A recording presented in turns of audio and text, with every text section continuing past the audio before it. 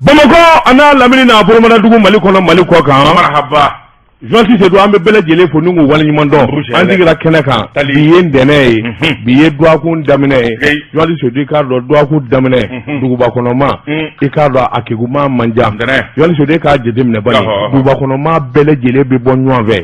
bebi sagi nyoave e na fo saka munew duma jeka ba na foro ku ndene doya bebi boy ka so nyoave wa bebi sagi nyoave Jonsi se do ni bena no ye dugu kono abikinya na ko dia wuli todo haraba moto tigi sinama mobile tigi katani tigi o mo ya ngarle nyona ma min dama boni ma be a jamala yodo ay karakadari mulla wa on be bursono ma karakadari mulla ni e klaxon ko la o saka bolo seriyeti awo wa bolo bi nyinga fi nyena Jonsi se do kata ni boliba moto taxi telema in be boliba am be bursono ma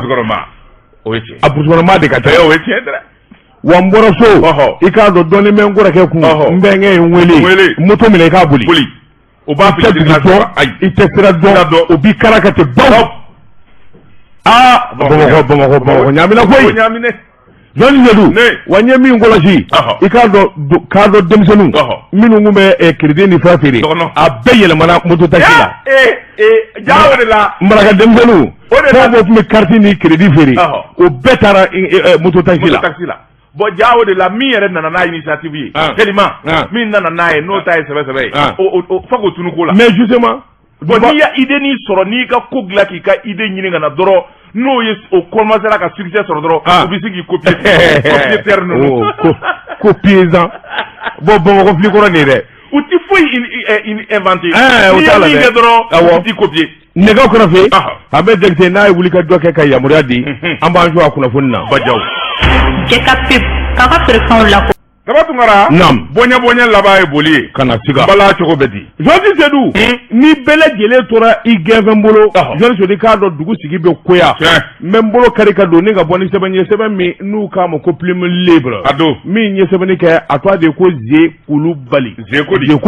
akika do adema PSG na sorla ale de kara parti folo e jamana kono démocratie clé la ninga fanga soro na ale de kara sababu fana e ka fenja madnie ale de bina ke parti folo fana min bena nyeni ke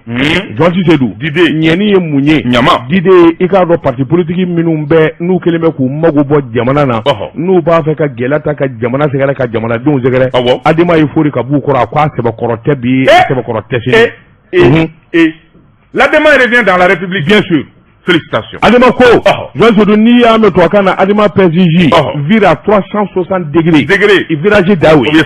Jonsi do ka do strafara tede jamana jodu jamana kala ko ako gelem mi mbi jamana ko na donedu politique ma koroto lembe Jonsi do ka do barate minu na chawre tu boloble e ka do politique ko bi bolo de la Jonsi do sa kalu tan flo ulu ko yelema ka ke u ka sori yoro dola hal ni setu yi hal ni debali tu bulu jama tu bulu Jonsi kado politique ton abi jama de kofo nin ton ba minnu be nu baraka mangangolo ni wuli ka joke Jonsi na foro ko sinu vote ka ke o fi masoro sebene kala ko olu nyema o dibin galo ni na maraka nga buluda ni ga jamana burujafu marmanja jara ale de tara kile flana ka ke adema nyema kuraye Jonsi di kado che belebele jamaja nga ne akilu bi nyove akko abi weleda adema tonde adema nyema so mawo mania adema kanu jamana baraka bara minnu nge no ye assise nationale wa unimba la bi uninga la tini wa Jonsi do ikado awa parti politique gwanga wona minnu mbe nu kungeleme ka wele dake ka fo ne jamana buru jafu mi nye chamanje fanga nyemo wi nu kokari Jonsi do marmanja jara ya jira ka fo alin ni dala bi an dala tini wa adema fana ni dala sabula jamana bi danga mina anga hine politique e kiye politique bi kendi jamana de be ni jamana baraka jo ni ma do o joli la yalma e politique mai wa marmanja jara ko o kuma adema bi wele dake tonde bele jelema ngana mu kuma ni ngalunguma membe politique mo da kanyeshi jamana nyema soma ay wuli ka joke de voto ka kede mi voro ka batu de Jonsi se de kado ni bele jele kalwe nu ku ni dala ubanda to na nan doy Jonsi do ngani ki bi kuma pour ko to lebo walma katandi nyema ma abi dakale abu dakari abeli sabeleche ayu di communicatif procurement u da ka tata n'u dira u manga bismo u bena ta kalo tigɛ isa ka jimu fumagana bi wa a cɛni to sa mais a bɛ ka video kɛ bile wa ayi Jɔnjɛdu ne sɛbɛnnikɛla ko jamana in bi dangan min na min kɔni ye adama ye ale faamuyali ba kɛ a bi wele da kɛ ka ɲɛsin bɛɛ lajɛlen ma dɔ kɛra Jɔnjɛdu dɔ kɛra min na politiki maa kan nkalon ni namara ani babali kuma dɔ kɛra Jɔnjɛdu kabini jamana denw dalen bɛ politiki maaw na u ka kuma fɔta an bi tugu kɔ fo ka na an ɲɛ yɛlɛ fo ka an ɲɛ turu Jɔnjɛdu kuma maa t'u lamɛn n'a y'u ja boycott tɛ dɛ Jɔnjɛdu u k'u yɛrɛ fa u taara palais la o civil do dɛ palais de la culture e ma maaw ye wallahi ma ye ti avec pas Ousseini Amio Guindo ye yen fɛ palais b'a bolo palais sini ni ne ko n bi palais fa n b'a fa a bɛɛ o maa kelen ni dunu ni bala ye Sidiki Jabate b'a fa Talibi b'a fa Iba Wani b'a fa Baba ni Ngone b'a fa Gimba b'a fa Daba Tunkara b'a fa ne b'a fa hali Umu Jara jɛma Umu Jara b'a fa hali Umu Jara politiki b'a kɔni n ko an sɔmina koyi bɛɛ ni ɲɛdonna ma tɛ ya non an sɔmina dɛ ça là c'est du bluff n'i ye kari jɔ ka sotarama jɔ kari kɔnɔ ka bala ni dunu fɔ ka t-shirt di mɔɔw ma an bɛ taa kɛmɛ naani di bɛɛ ma an bɛɛ bɛ taa dunu o ɲɛnajɛ kelen kɛ alors fila yariɛ foyi hali kɛmɛ i ya foyi t'u fɛ an bɛ t'i ka sali fa tewu maa si t'u fɛ awɔ ni maa b'u fɛ an ka vote kɛ sini école kelen yɛrɛ université kelen merde wa université kelen FSJP i bɛ taa kari jɔ a da la ale jama tigu palais de la culture alors problème min université kelen Assimi Goïta continue c'est un ordre baara kɛ foyi tɛ yen ko ten c'est un ordre ko Assimi Goïta ka continue ka n'i kɔfilɛ Sabatu wala n'i ko Assimi Goïta ka continue ne bɛ n tɛgɛ don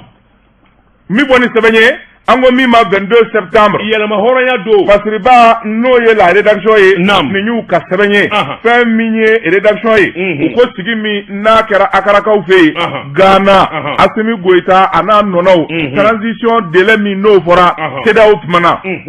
u ko mun de u ko tile kelen ti fara kan awa Allah CEDEAO je continue pas u ko tile kelen ti fara kan sɛbɛnnikɛla ko a ko n'i y'a ta k'a lajɛ fɛn min ye CEDEAO ye sigikun kelen bɛ k'u ka lajɛba min kɔnɔ lajɛ in a kɛra fɛn min ye lajɛ in san'a ka kɛ Mali yɛrɛ minisiri caman bɛ yen Assimi kun ye minnu ji fɛn min ye colonel Maliki Jaw ye ale taara Burkina colonel Sadio Kamara o taara Abidjan maa caman wɛrɛ bɛ yen ministère des affaires étrangères ale kɔni ye jamana caman kɔni yaala kan min b'u da o ye Assimi ka ci ye ka t'o ɲɛfɔ CEDEAO jamanakuntigi ye gɛlɛya min bɛ Mali kan k'a daminɛ kɔrɔ fɛ ka na cɛmancɛ la ka na fɛn min ye Bamako yɛrɛ lamini na nin bɛɛ lajɛlen de falen don jamana jugu jamana janfabaw ani terrorisiw la o tuma anw ka hami ye min ye bi wuli ka jɔ ka kɛ joona fɛn min ye jamana janfabaw ye olu ka kɛlɛ min bɛ se k'a to jamana ka basigi ni jamana basigira bi sini sɔgɔma bɛɛ an bɛ kalafili kɛ sɛbɛnnikɛla ko a ko kuma de donna fɛn min ye Assimi Goïta fɛ ka don minisiri ninnu da ani ministère des affaires étrangères da u ka taa kuma in lase jamanakuntigiw ma n'o ye CEDEAO jamanakuntigiw ye ka kɔnsigi ɲɛ sɛbɛnnikɛla ko CEDEAO jamanakuntigiw y'a fɔ cidenw ye an y'a mɛn an y'a faamu an bɛ taa ɲɔgɔn ye o ɲɔgɔn ye o de kɛra kununko ɲɔgɔn ye kɔfɛ u nana ka na jaabi bɔ k'a bin jaabi min bɔra o de ye k'a fɔ jaa Mali hinɛ tɛ CEDEAO la ɔwɔ u ko hali ni maliyɛn bɛɛ bɛ sa kalafili ka k'a dati la an tɛ an bɛ fɛrɛ saya de ma an t'a kɛ an tɛ u ye condition n'i banna u ye kuma gɛlɛn fɔ dɛ ne ko munna yanni ninnu ka taa ci la u m'u siri de CEDEAO président u ko Sani Gogoro ya u kun bɛ Gogoro ala u kun b'u siri de o kɔni Gogoro kwalen dɔ bɛ anw fɛ yen Namanikun an kun b'o sɔn u kama u tɛ se k'a fɔ ko ayi wa e fana c'est-à-dire que bon a ka ɲi ten parce que i bɛna mina kuma jugu fɔlɔ quoi naam ala ka di ji naam sɛbɛnnikɛla ko a ko n'i y'a ta k'a lajɛ fɛn min ye CEDEAO ye u ko fɛn min ye lahala min bɛ Mali la olu kɔnɔ ganna u ma fɛn ŋuni dun sabula u ye min laɲini o de ye k'a fɔ jamana lakana ka sabati don o don olu bi jajugu de ye Mali kan o tuma mun de kɛra CEDEAO yɛrɛ ko ten a ko fɛn min ye Mali kɛlɛ walasa k'a ba kuma ɲuman kelen bɛ o bɔr'u da o kuma ɲuman tɛ dɔwɛrɛ ye MINUSMA min b'an ka jamana kɔnɔ u bɛna dɔ fara o fanga kan n'i y'a mɛn mandat robust offensive tubabukan na o de ye k'a fɔ kɛlɛbolo yɛrɛ de bɛna wuli sa ni ka juguw kɛlɛ sɛbɛnnikɛla ko a ko n'i y'a ta k'a lajɛ politiki bunakun kan CEDEAO ko fɛn min ye Mali ɲɛmaaw ye olu ye bataki ci ka da u kulo kan k'a fɔ kalafili min ko a fɔra février kalo tile nata san 2022 ko kalafili ko a tɛ ka kɛ u ko an y'o mɛn o tɛmɛnen kɔfɛ ka bɔ yen an bɛ min laɲini o de ye k'a fɔ février kalo tile 27 kalafili min n'a dɔgɔdara kalafili in ka kɛ hali n'a y'a sɔrɔ Bamako quartier kelen de bɛ voter ka président sigi u ka voter ka président sigi min bɛ se ka to retour à l'ordre constitutionnel o ka sabati mais nous on est déjà au retour de l'ordre constitutionnel au Mali. On est d'accord, tous les Maliens sont d'accord. Mais problème, mais il faut faire le vote. Quel vote? Élection présidentielle. Non. Amate. Hali ni Bamako quartier kelen ne bi voter ka président sigi, CEDEAO ko ka sigi. Ah oui, c'est la règle. D'accord. Sɛbɛnnikɛla ko a ko fɛn min ye Mali faamaw ye n'u ma sɔn o ma sanction ciblée o de bɛna taa sanction in i kulo ma jɔ fɛn min ye u ye Mali transition u ɲɛmaw u masurunamaw an'u ka denbaya sanction ciblée nafolo o nafolo b'u bolo diɲɛ yɔrɔ o yɔrɔ k'a bɛɛ geler k'a bɛɛ bɔsiw la o tɛ fɔlɔ ye. Filanan u ma baara ko ye. Filanan foyi tɛ Asimu Goyita kun. I kulo ma jɔ sa. Filanan interdiction de voyager. Yan b'u bɔ. N ko Mali kɔnɔna b'u bɔ u m'u ko foyi tɛ voyage la. Asimi tɛ voyager nka Choguel bɛ voyager dɛ. Alors Choguel ka to a kɛ n'a ni voyage nege b'a la a bɛ bɔ a bɛ taa Gawo kɛ. Où est le problème? Où est le problème? Yanni nin ko in ka ban. Dɔw bɛ Asimi yɛrɛ ti bɔ Kati kana Bamako. Jango a ka avion ta. Asimu Goyita a ka nafolomafɛn fɛn damadɔ tigɛforonin o b'a bolo a faso. Ani misi den duuru. Fɛn min kɔni bɛ Asimi bolo ko valeur b'o la o y'a ka tenue ye. Tenue militaire kɔni o kura de ka d'a ye ni fɛn bɛɛ ye ani arrangement. Où est le problème? Problème min foyi t'a fɛ. U kɛlen ka n'u b'o geler n'u ko maa o maa b'u lafasa ko k'o bɛɛ ka bien geler ne tɛna ka taa n ka Orange Money lajɛ ten ne y'a sɔrɔ 1200 francs de bɛ ne kun 200 ni buruburu ne taara o fosi u ka geler maa b'a sen dɔ bɛ ne fɛ yan awɔ n'a fɔra ko i ka sɔrɔ bɛɛ bɛna bɔsi la 200 b'i ka Orange Money la i tɛ t'o ta o ye ta ye Orange Money tɛ Faransi ta yan naamu sɛbɛnnikɛla ko a ko n'i y'a ta k'a lajɛ u bɛna da u kun fɔlɔ maa tɛ transition ɲɛmaaw la u teriw la u masurunamaw la an'u ka denbaya la min bɛna don avion kɔnɔ ka avion ta CEDEAO ko interdiction de voyager n'o tɛmɛna ka bɔ yen a ko kɔlɔsiw de bɛna to sen na fɛn o fɛn min kan ka kɛ CEDEAO a ka commission fɛ min bɛ juru tɔ ja Mali faamaw kan na o ka kɛ joona sɛbɛnnikɛla ko fɛn min ye CEDEAO ye u k'u mada o ma fɛn min ye décembre kalo tile 12 nata u bɛ ɲɔgɔn ye tuguni ni Mali faamaw ma élection date n'u ma respecté u bɛ sanction wɛrɛ ta min ka jugu nin ye. Seydou ne an ka tiɲɛ fɔ ɲɔgɔn ye ko dɔ sera Mali dɔnnikɛlaw a basitigiw nin kelen kan bɛ ka gɛlɛya ka anw ka CEDEAO la yanni décembre kalo tile 12 cɛ n'u ma se ka min ni kɛnɛ karaba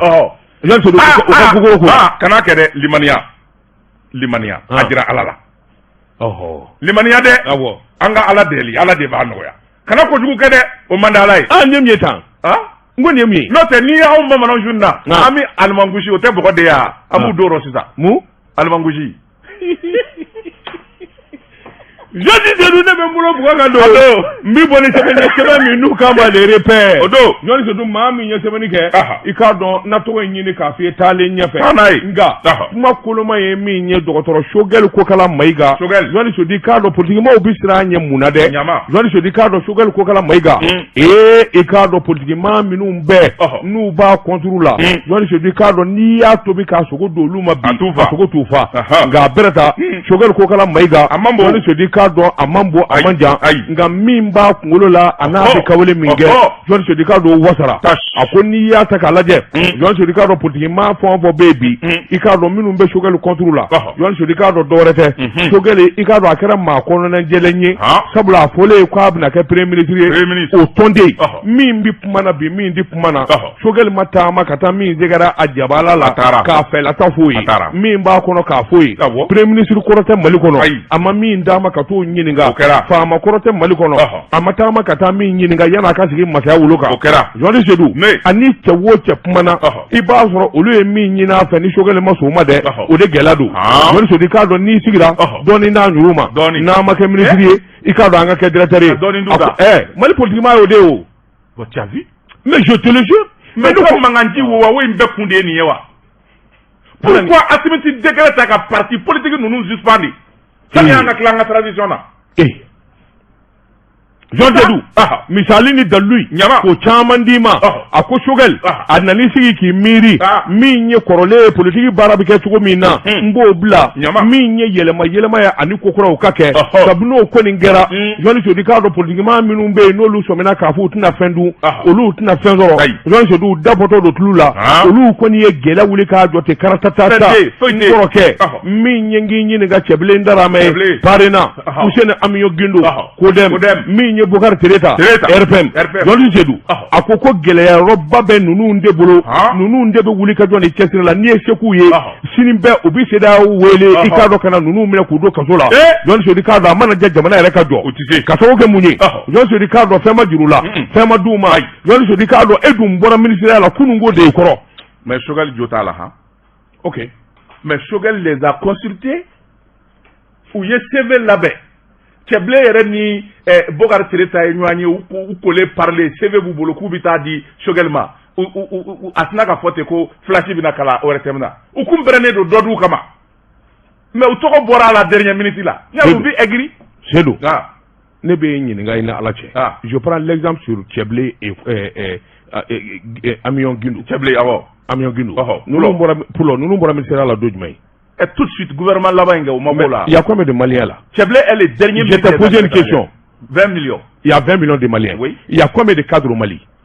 Au Kacha 100 000 mais alors il faut changer il y a plus d'1 million de cadres au Mali bon problème est n'intronde il faut qu'on change souvent toujours au loup John Sodi mais sɛbɛnnikɛla ko a ko nin gɛlɛya damanda de talen bɛ politique mɔgɔw fɛ ka Sogɛli ko kala ma i ka sɛgɛrɛ u dun t'a to yen koyi u mana sɔrɔ don o don walima u mana fiɲɛ sɔrɔ a la John Sodi k'a dɔn a ta fila ni tila nka min kɔni jɛlen don John Sodi k'a dɔn bɛɛ lajɛlen b'a dɔn Mali politique ma i k'a dɔn a ka ɲɛngoya ni hasidiya John Sodi k'a dɔn dɔwɛrɛ tɛ a ma dɔ sɔrɔ a ko i bɛ cɛ o cɛ ye mankan na ni dɔɔni don n'a da don min o don bɛɛ a dabi de min ye misali Ibrahim Boubacar Keïta kuma min a bɛ fanga in da komu ayi taa n'a ye don min Ibrahim Boubacar Keïta bɛ fanga ta cɛ min kun b'a kɛlɛ k'a kɛlɛ diɲɛ bɛɛ lajɛlen ɲɛna ka kumaw ta k'a sɛgɛrɛ Cɛbilen Daramɛ ka su kɔnda nɔfɛ Cɛbilen Daramɛ ani bɛ k'a ka fanga nana ani bɛ k'a cɛ nana gɛlɛya John Sodi don min IBK b'a fɔ Cɛbilen ma le petit monsieur c'est fait devant moi à Paris j'étais là o y'a sɔrɔ u ka kɛlɛ ka jugu la hawla wala bon cela a été dit devant moi ils étaient chien et chat qui est chien qui est chien moi ala kaniti moi John Sodi faut pas de problème ici voilà min ye wuli ka jɔ ni cɛsiri ye Ibrahim Boubacar Keïta a ye maninka dabila ka dusubaya dabila a laban nana dɔn k'a fɔ nɛgɛni de bɛ politique maa sumaya a ye Cɛbilen wele k'a kɛ ministre ye a don ni bi tɛ i ye n jɛkun bɛ Cɛbilen da ka ɲɛsin IBK ma fo ka taa fanga tiɲɛ hali ani minnu kun don n'o ye Sogɛli ni Sumala Sisew ye olu marchera yan ka fɛn bɛɛ kɛ ka semensi ni fɛnw sigi yan a ma kuma bon Cɛbilen da dira i b'a fɔ ko kaburu bon voilà il est niais comme une tombe bi ninnu bɛ min nɔfɛ Sogɛli bolo u ma foyi sɔrɔ n'u dun b'a dɔn ni fanga in tora ka prolonger n'o ye transition ye u bɛna kalo damadɔ min kɛ n'u sigilen don date fɛn na u ti fɛn sɔrɔ John Sodi kɛlɛ kun ye nin u b'a fɔ ko vote ka kɛ joona min ye transition ye u b'a ka sariyaw sɔsɔ nin ka kɛ John Sodi dɔwɛrɛ tɛ olu dalen don a la ni vote kɛra siɲɛ 1000 u tɛ foyi sɔrɔ nka min bɛna sɔrɔ u bɛn'o tigi tɔɔrɔ u n'u wele ka dɔɔni d'u ma problème filɛ nin ye Ça devient du chantage. Tous les problèmes politiques au Mali, voilà. Bon, chantage do, gauchili do. Ni oui, c'est bien. Anyami bo le repère kono akabi bolla. Jeka pip, kaka pression la kodon. Nege kanye tan flasera Bamako. Kafo digine uka bonya masegi be awye. Jean Zedou, Mbala Chogobedi. Dawa ngara ne bin tega do. Obike. Sabanye angomi ma inter de Bamako. Nam. Parce que ba noye la rédaction ye. Ami sanogo ninya kasabanye. Ami gomu. Ami sanogo ko. Fe minye kalafili mi na pma folembe seda ofe. Do werete Francika Chido. Sabula Francika pla ba bolo. Kalafili kake. Federe kalo kile mugani wolo vla sa 2022. Francis sigilembe ningo kono. Sabula ma pla debe munungoni la benembe Francis bolo. Chogo wo chogo. Asimi goita ni transition bana na tara Francis yɛrɛ dɔgɔnama o maa fila bɛ Francis b'a fɛ nin dɔ kelen ka sigi jamana kuntigiya la Bubu Sise wala Musa Mara. Awɔ. Sɛbɛnnikɛla ko a ko maa fila ta kun tɛ dɔwɛrɛ ye walasa ka kali da cɛ kelen ɲɛ Mamudu Diko. E y'a faamu wa? Ka kali da Mamudu Diko ɲɛ. Munna Mamudu Diko ye Mɔride o ka mun ba? Min ye. Sɛbɛnnikɛla ko a ko n'i y'a ta k'a lajɛ fɛn min ye Faransi ye fɛɛrɛ minnu b'a bolo ani danganiya minnu tɛmɛlen bɛ a ɲɛdɔnnen bɛ sabula n'i y'a ta k'a lajɛ février kalo san 2022 kalafili min bɔlen bɛ Faransi kɔni kɛlen bɛ k'a bolo maanabɔ maa fila nɔfɛ Bubu Sise Musa Mara nin cɛ fila takun Faransi fɛ dɔwɛrɛ tɛ koyi sabula IBK ka fanga nin bɛɛ lajɛlen ye premier ministre kɛ ka tɛmɛ u ni Faransi cɛ ma gɛlɛya Faransi ko ka bɔ sira o sira fɛ u y'o taama sɛbɛnnikɛla ko a ko n'i y'a ta k'a lajɛ nka gɛlɛya nana kɛ min ye o de ye k'a fɔ Mamudu Diko ale de kɛra sababu ye ka nin jɛ bɛɛ lajɛlen senkɔrɔma cɛ min k'u ka baara lanɔgɔw bolo sɛbɛnnikɛla ko a ko Bubu Sise ani Mamudu Diko ka di kosɛbɛ sabu a y'a dɔn k'a fɔ a kan ka Mamudu Diko nɛgɛ walasa a ka fanga ka basigi don min a ko a b'a juru tigɛ ka kɛ maa lafiyalen ye o don Mamudu Diko wulila a kama sɛbɛnnikɛla ko a kɔlɔlɔ de filɛ nin ye wa fɛn min ye Bubu Sise fo kana se i bɛ kama a bɛɛ lajɛlen dafirila ala ni wuli ka jɔ fɛ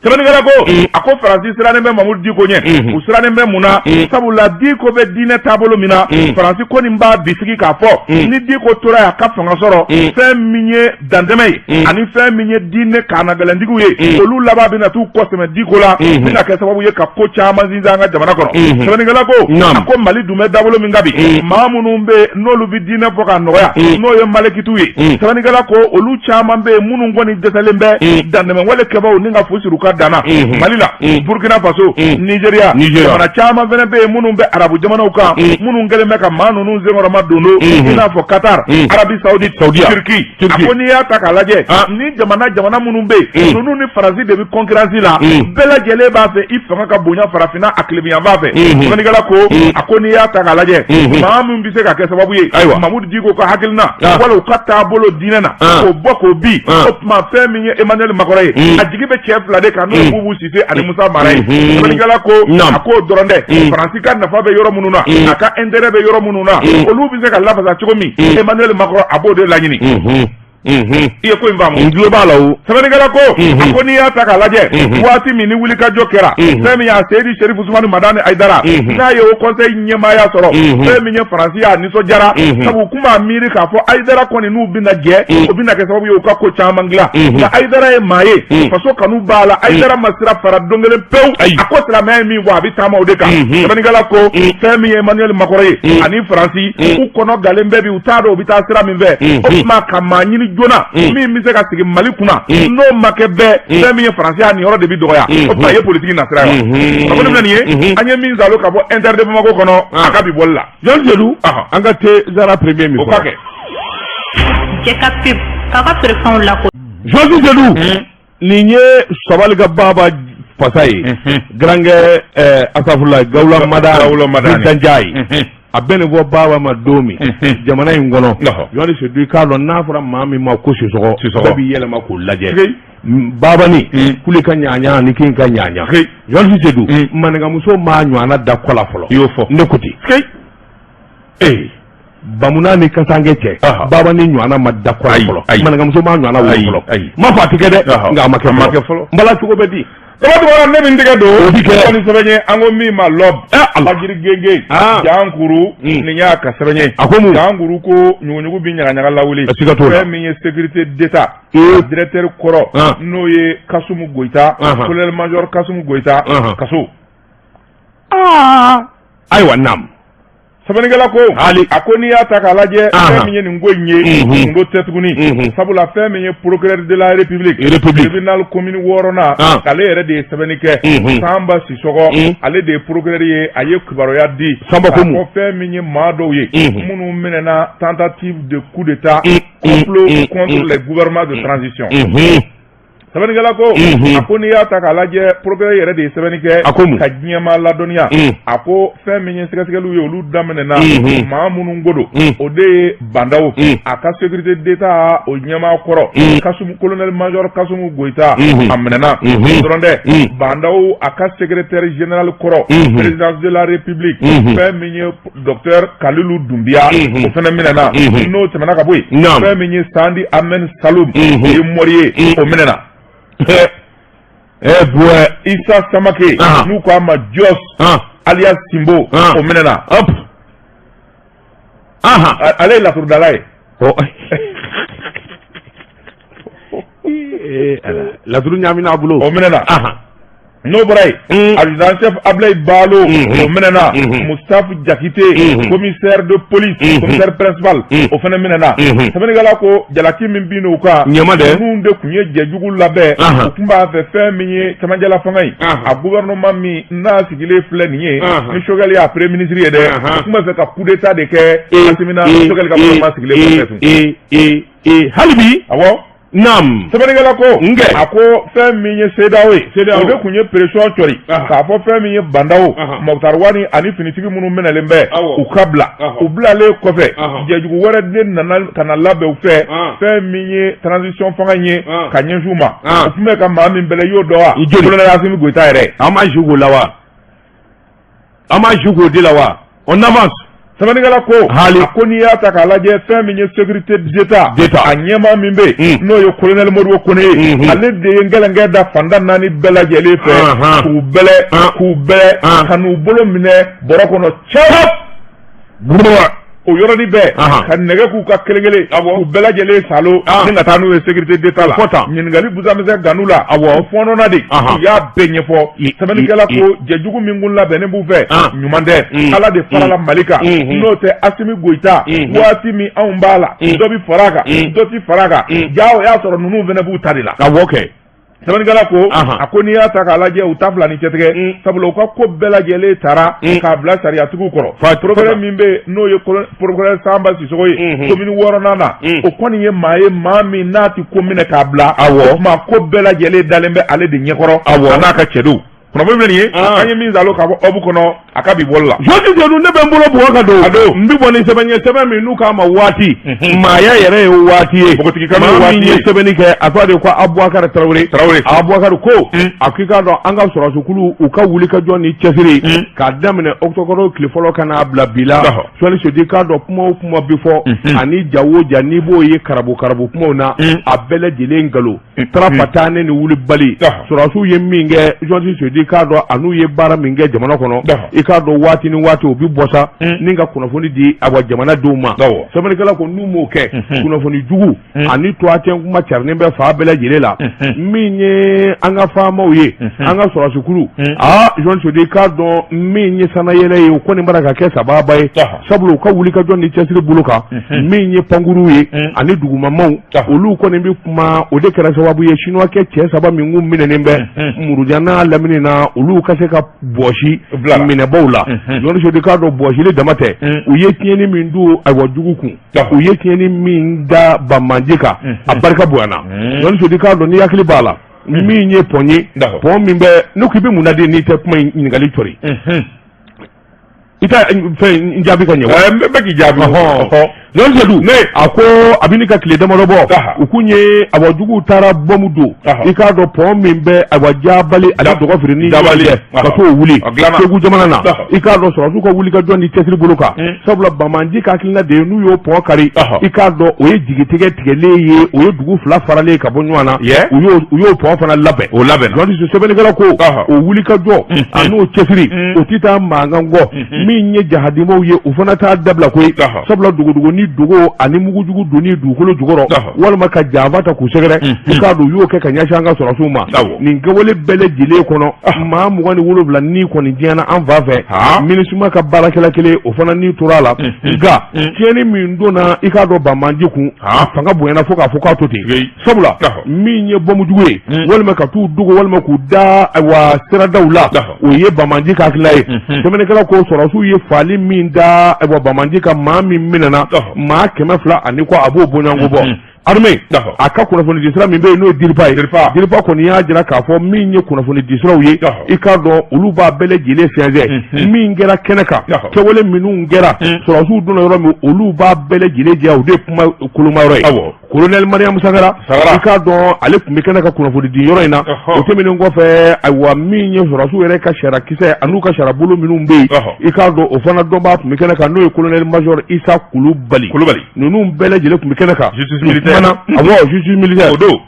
Oufmana dirpa ya jira no e directrice adjoint dirpa Mariam Sagara aya jira ka fo ni kunafoni nunu de jeledu sabula abajnya laba kunafoni disra chayara o ko fo ka ko banamini min di tiyi wa sorati kefana ika do sharakise de bu fana kan ni mina na kola dandeme wale ni mina no na sharakise minu ngangi kiri o kiri blobo sorasu fe o ko de mako juge militaire odo ako wuli ka jo kadra kono min ye mina nu ani jete mina uye ministre so mi no be sora se bolo kuna o ye yamore dike o yamore diu ano kuna foni minu ndiledu afrika do fana jiledu sabu ka shara bolo kanga wuli ka doke kiri do be ko luta ka do segere akwi bae ka fo minye abokalo minye kalutan flat mene mingera colonel major Isa Kulubali aya jira ka fo wuli ka do seve min woni ye u yere ka shara tigiba ni o ye jetemene ke ka segelege ma do mina na ko do la lu fana ni kiri kaka o kiri bulo minu zigiledu ni ye sora suka ay wakiri bulota ibae ka fo aywa code de justice militaire mi kabini sa 1995 ni mbara nunu mbesena ako tribunal basa bade sigilembe sara su ele kokoro ubise ka kiri chugumi ja sara su fene bikiri de ubikiri ke yana ko akadiye de doa ubikiri da ni ko dugu ke sara fiya mana ko dugu ke bikiri ambola ngoni ye peni do ngabango foiti law de galo bida ko ta clé akodobe Bamako tribunal dobe moti surasu toala tribunal dobe kai surasu toala nunu bulu fara fon vo fle nunu bele jele bi surasike de nyangi ika bara kono dandeme wale walma iye bingali ke iye fenge min woni dinje ako teke abada ako wato menen go fo o kapanguru minum be no ya aro nefuye olu ko wuli ga joni chesiri ako ambi durim na ko bi olu ko nbu sebe koroso uye bara chamange wakiri blo era fana dale lembe arme kono akiba ka fa mamuga anikele mbonyango olu bele jele kanga kiri ma bi sababu nyango ikado iba ka fa matani konondo o bele jele surajigedi ako aywa minyu kwa mina buloyi ka gendarmerie minani bi bulu dayde so ku mara ni marali karai ikado kiri bulu so ki wa dawla ni ko kanga keke tugo mina abika o ketugo la chera kisera kono ni ngunye sabanye abokar tarawre ka fasirido anya mimbo wati kono ma ya yere wati sabatu wara ne bintiga do obi ke woni sabanye ango mima independent pasire ba no ye masire job ye ni ya ka sabanye masire job ko akadina te dabla gien ne getena ko feminye brigade anti drogue no ye office central de lutte contre les stupéfiants anyama kura mimbe anaka chedo uye wuli kajo damina feminye drogu uni do ku ina utara drogu mimine aéroport la ani nyamana awol valeur biti jo sefa war milliard kele ani million keme ani bi woroma Jolene Milata, colonel Fousseni Keita, directeur office central de lutte contre les stupéfiants. ha fusuku fasaga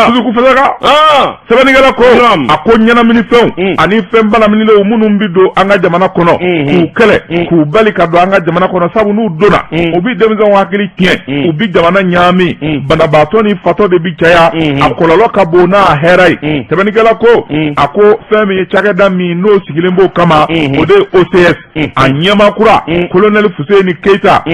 kɔni a ye wuli kajɔ de damina fɛn min y'a ka cɛdenw ye u kɛlen bɛ ka fan bɛɛ suya cɛdenw b'u bolo olu yɛrɛ nu o ka jugu ni sinofiliw ye maa dɔw b'u bolo n'olu y'u nu da i ka valise la olu yɛrɛ bi dɔrɔgu kasa ta la hawla wala quwwata illa billah ne k'u ka dɔrɔgu minɛ ba in na Fuseni ɲininka dɛ juin b'a la k'a ka bago kelen di yan Binjala attention a maɲi Binjala b'a la hawla wala quwwata illa billah sɛbɛnnikɛla ko a ko fɛn min ye jumadon ye novembre kalo tile 5 avion jiginnen ca minɛnw bɔ ka to fɛn min ye cɛ dɔ ye paala a taara bagaji tayɔrɔ la a ka bagaji b'a bolo san 40 bɔɲanko a bɛ ka bagaji korono fɛn min ye OCS cɛdenw ye u ko i jɔ ye pop a y'i jɔ ye bagaji mun b'a kɔnɔ u y'a larawe k'a larawe u bi taa ka segin ja bagaji a dogodogo ɲɛ dɔw bɛ yen a kɛlen bɛ ka dɔrɔgu dogo ye fɛn min kilo 33 o de b'a kɔnɔ a tɔ bɛɛ gulɔkiniw ni sabaraniw u y'a dɛrɛ payi sɛbɛnnikɛla ko a dɛrɛlen a ɲininkana nin ye jɔn ka minɛ ye a ko k'ale ta tɛ o o bi jɔ la ko dɔ de y'a d'ale ma ko n'ale sera Mali la yan ko ale k'a somɔgɔw ɲini i y'a ye somɔgɔ jumɛnw bi ɲini olu ka numéro bɛ min a ko ale numéro perdu han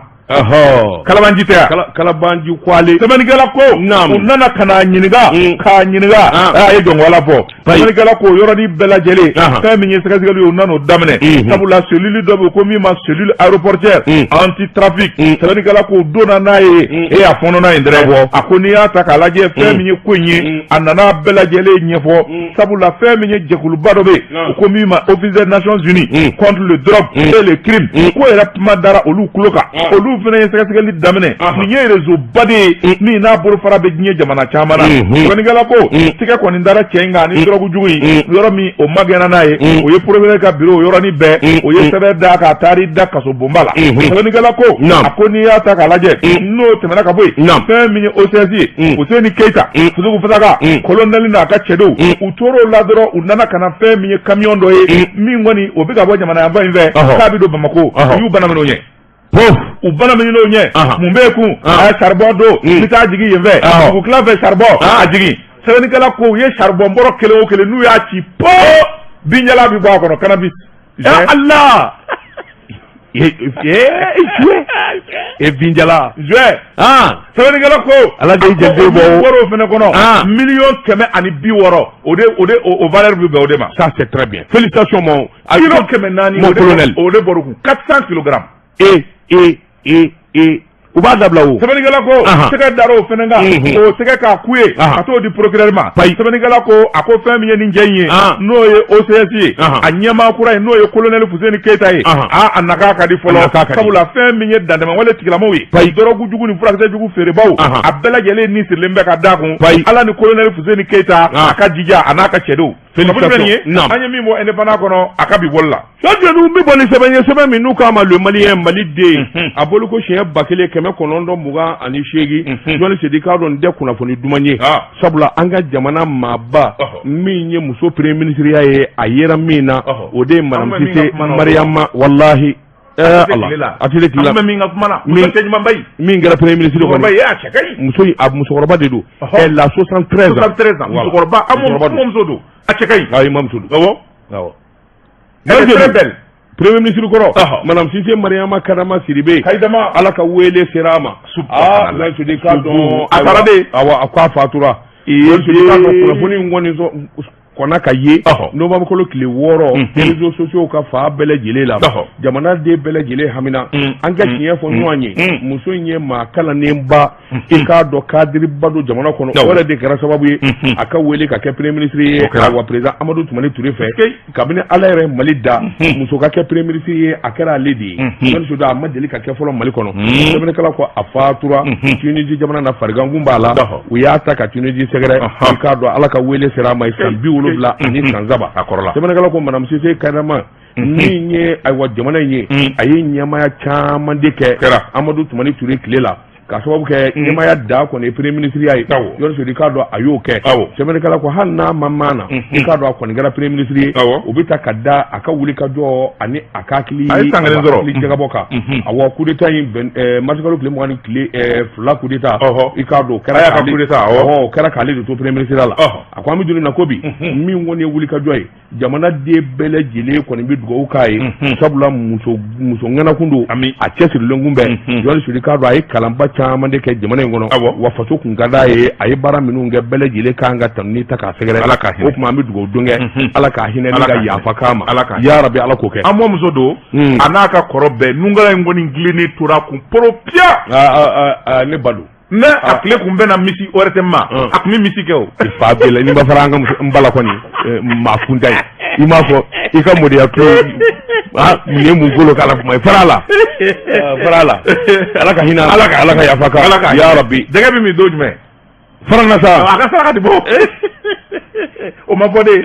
ayiwa baasi tɛ Yɔrɔ Sodo waati n'a ka waati ma se bi ta an b'a bila yan dama tɛmɛna bi ta sanni an k'a bila yan an b'a da bɛɛ lajɛlen tulo kan k'a fɔ fɛn min ye wɔlɔ ni ziyara ye a selen bɛ fɛn min ye weekend don sibiri ka taa bila kari la ka taa bila kari la a ɲininen bɛ alisilamɛ bɛɛ lajɛlen fɛ fɛn min ye wɔlɔni karamɔgɔ a denkɛ n'o ye Laji Sogoba Konare a n'a badenkɔrɔkɛ n'o ye Laji Dɔtan Konare ka fara dɔgɔninw kan ani badenw alisilamɛw ani ko in labɛnba bɛɛ lajɛlen welelen bɛ an ka ɲɔgɔn sɔrɔ weekend na sibiri nata ka taa dugu jɛ kari la kari yɛrɛ ka yara ka taa fɔ ntɛnɛn wɔlɔni a bɛɛ lajɛlen bi kɛ Ala kosuma ani fɛn min ye wajilu ye o kɛnɛw bi sigi Ala k'o don jira la inshallah Yɔrɔ Sodo k'a dɔn bi ta kɔni an b'a bila yan a ka ɲini kɛ lamɛnbaaw fɛ Yɔrɔ Sodo daba tunkara dakabana mura banna mura min kɔni ne ta ye n ka jugu dɛ n ta ka jugu ta ye ni cɛya yɛrɛ tɛ baara yɛrɛ kanu bɛnna n'o tɛ cɛ yɛrɛ la n bɛ un mois congé ne kun t'a fɛ ka wuli bi o ne ye n gologolo k'an gologolo ja murafura ja sunɔgɔfura b'a la awɔ murafura in bɛɛ ne ko n ko 7 heures n ko maa wuli kuma ma se ne bɛ bɔ min kalama 10 heures selen don ne dan bɛ dilan k'ale voilà c'est pour que y'an ka émission bɛɛ cɛ bi cɛ bi n'a retard mura don wa n'a kunkolodimi a b'o kɛ Yɔrɔ Sodo k'a dɔn Burapele a n'a ka équipe u dafalen u bɛn'u da don farikoloɲɛnajɛ la sardiani na